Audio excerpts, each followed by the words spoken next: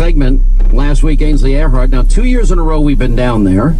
We had the sheriff on. We had 2 council people on because the day that we finished our week-long series, what happened? The very things we were predicting. Violence, shootings, 7 people shot, 3 critically. Victor's in Panama City Beach. Victor, how are you? I'm doing fine. How you doing today, Sean? I'm good, sir. How's things down in beautiful Panama City Beach?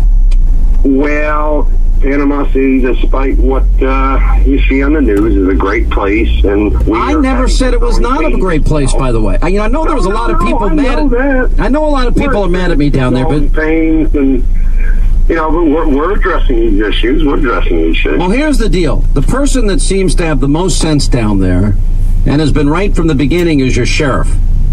I love Frank McKeithen. Wonderful man. A wonderful guy, and he's been saying this is a recipe for disaster. And I keep telling parents that there's no good coming out of kids for an entire week laying on a beach, funneling beer, smoking pot, hooking up, and then going to clubs where there are guys that are from outside the community preying on them. Tell me what good comes out of that. None. Absolutely none. None. And so I've been pointing this out to parents, but they still let their dopey kids go. And I've been pointing out that something bad's going to happen, and 7 kids were shot on Friday night. And I'm not saying it that I'm telling you I was right. I'm just saying you don't have to be have a crystal ball to see the obvious is about to happen. Sean, you know it as well as I. I know what your faith is. We have to change these things one soul at a time until people start addressing these issues, looking at it from a godly manner. Things aren't going to change. Hey, Daytona Beach and some of these other spring break areas, they cracked down and the kids found, your place, Panama City Beach. They decided to move where they can get away with the most garbage. And if you were smart first, I get rid of your mayor, because your mayor, is basically admitting she's doing this just for the money and the quotes that she's made. And we have to figure out how to make money between, February and April. I'm like, well, is it about money or is it about the safety of the community? What's more important? Sure. I understand. Sean, what I had originally called about was I had refused to do work for business a few years back because of my faith. And what the situation was, I was called into, and I'm referring it to this situation that's going on up in Indiana. I was asked to do work for an adult bookstore and movie theater. And I went to look at the work, and I walked in. I said to the gentleman, I said, look, I just really, in good conscience, I can't do this, and it's because of my faith. And I explained this to him, and he was not insulted. He was not upset. In fact, he congratulated me on being honest and upfront with him and explaining to him why I would not do this work. I did not want to subject myself or my employees to this atmosphere. And this whole situation that's going on in Indiana is not a matter of discrimination. It is a matter of protecting people like myself who have a strong faith, and not just the Christian faith, but every faith, from being forced to do things that we don't feel comfortable in doing, and things that we just cannot condone. I think this is a very, very good analogy, and maybe a better one that is being used. Look, I know business people. Most business people, bakers, there's not a lot of money in the restaurant business unless you have really high volume and a really high-end clientele. It's really hard to make money in the restaurant business because you're dealing with literally pennies of profit and the margins are very small.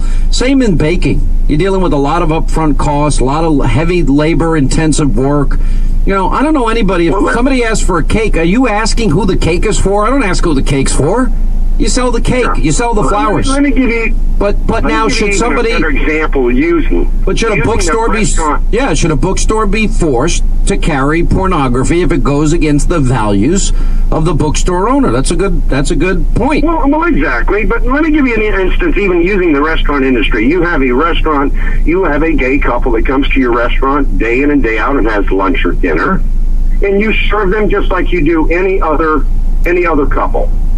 Now, they come to you a month later and say, look, we've decided we're going to marry, and we would like to rent your restaurant for the day to have our marriage ceremony and our dinner here. Mm-hmm. Now, I do not see any problem, even though they are good customers, the owner saying, because of my belief, I cannot do this because I just don't feel this is right in my eyes, in the eyes of my God. If you have a deeply held religious conviction like that, exactly. Now the question is, do we really adhere to the First Amendment and the Free Exercise Clause or not? Because that's the free exercise. Now, the problem with all of this is it can get very, very twisted and very distorted very, very quickly. And that is, what if you have somebody that has, whatever bizarre satanic views, worshiping Satan is their sick, twisted, evil religion. Now we have to honor their religion? There has to be a certain amount of common sense applied to the law, but it gets complicated. But all of these things are the outliers. This is not the main crux of. There's nothing about gay rights written into this bill. But then again, I don't think the Sisters of the Poor or Catholic Charities or Catholic hospitals ought to have to, by government fiat, be forced to push aside their deeply held conviction and values and provide birth control, which they believe is sinful.